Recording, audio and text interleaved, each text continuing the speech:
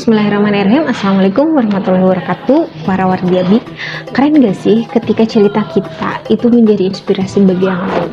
Bahkan cerita kita ini bisa masuk ke dalam Al-Quran. Ini bisa jadi keren, bisa juga jadi horor. Nah, bisa jadi keren kalau kisah kita itu adalah kisah yang menginspirasi.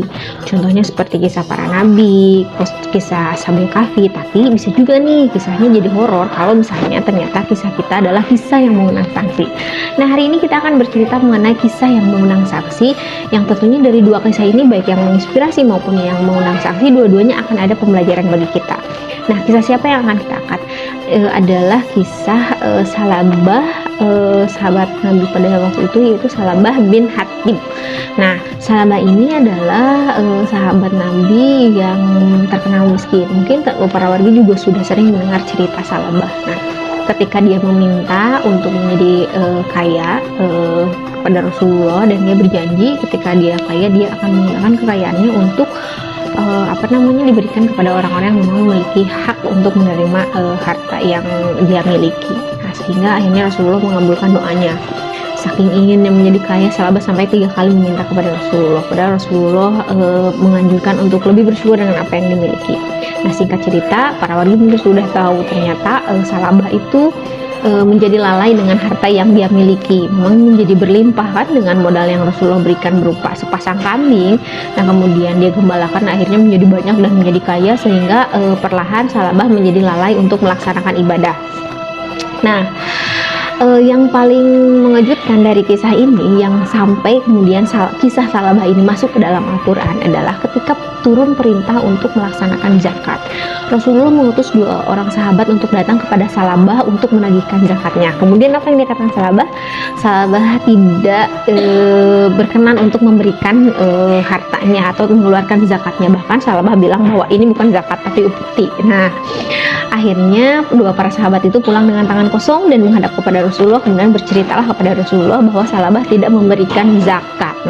Kemudian respon Rasulullah adalah Rasulullah mengatakan celakalah Salabah. Nah, kenapa Rasulullah sampai mengutarakan bahwa celakalah Salabah? Nah, karena ternyata Allah telah menurunkan ayat, yaitu Quran surat At-Taubah ayat 75 sampai 78. Di mana di Quran surat At-Taubah ayat 75 Allah mengingatkan kembali gitu, sesungguhnya jika Allah memberikan sebagian karunia kepada kami, niscaya kami akan bersedekah dan niscaya kami termasuk orang-orang yang soleh. Jadi Salabah pernah bilang kayak gitu kan, kalau misalkan dia kaya maka dia akan mengeluarkan hartanya.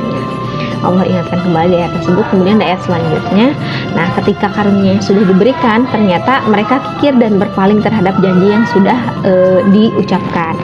Nah, maka Allah menanamkan kemunafikan dalam hati mereka sampai pada waktu mereka menemuinya. Berarti sampai ajalnya kemunafikan itu ada di diri Salabah.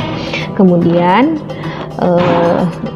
Allah itu mengetahui apa yang ada di dalam hati Salabah gitu. Nah, Rasulullah mengatakan bahwa celakalah Salabah. Nah, ketika Rasulullah berkata seperti itu dan menceritakan tentang Quran surat At-Taubah ayat 75 sampai 78 ini didengar oleh salah satu saudara Salabah, dan akhirnya saudaranya ini mengabarkan kepada Salabah mengenai kejadian ini. Maka dari situ Salabah pun bergegas menemui Rasulullah dan ingin memberikan zakat. Kemudian apa jawaban Rasulullah? Rasulullah bilang bahwa aku tidak bisa menerima zakat ini karena Allah sudah menolak untuk menerima zakat darimu gitu. Bagaimana mungkin aku bisa menerima jika Allah sudah melarangnya? Maka Salabah bersedih hati dan pulang dengan membawa uang yang zakatnya yang tidak diterima itu. Ketika Rasulullah sudah meninggal, maka Salabah pun mencoba kembali untuk memberikan zakatnya kepada Abu Bakar. Kemudian Abu Bakar berkata bahwa bagaimana aku bisa menerima sementara Rasul pun tidak menerima.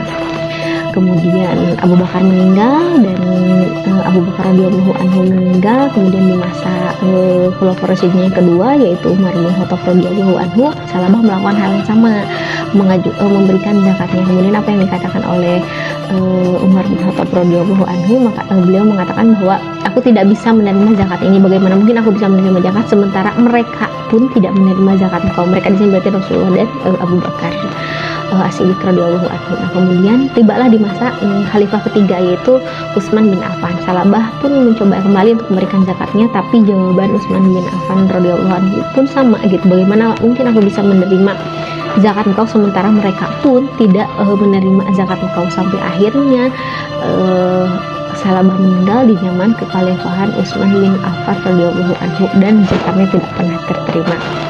Pelajarannya apa? Ternyata zakat itu sangat penting sekali sampai kemudian di sini apa ya, murka, bukan marahnya Allah itu, balasan dari Allah atau sanksinya itu langsung Salabah rasakan dari semenjak di dunia gitu. Kebayang dong mengemis dari satu pimpinan ke pimpinan lain dan itu masih tetap tidak terima, bahkan ditolak langsungnya oleh Allah gitu. Ini lebih parah dibandingkan dengan kisah Hindun gitu.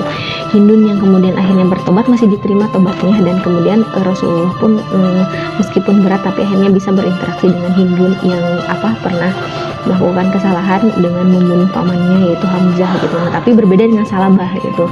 Tidak ada pintu maaf gitu ketika dia tidak menunaikan zakat. Dari sini kita belajar bahwa ternyata zakat itu sangat penting sekali, sangat urgent sekali. Bahkan dari kisah Salabah ini ketika dia tidak menunaikan zakat, yang murka langsung itu Allahnya gitu. Nah, itu mungkin kisah yang kita bisa ambil ibroh pada kesempatan kali ini, yaitu kisah dari Salabah yang bahwa ternyata zakat ini sangat penting kedudukannya di mata Allah gitu, bahwa syariat zakat ini sangat penting. Itu teman-teman para wargiabi, mudah-mudahan kisah yang singkat ini bisa bermanfaat. Billahi taufiq wa hidayah. Wassalamualaikum warahmatullahi wabarakatuh.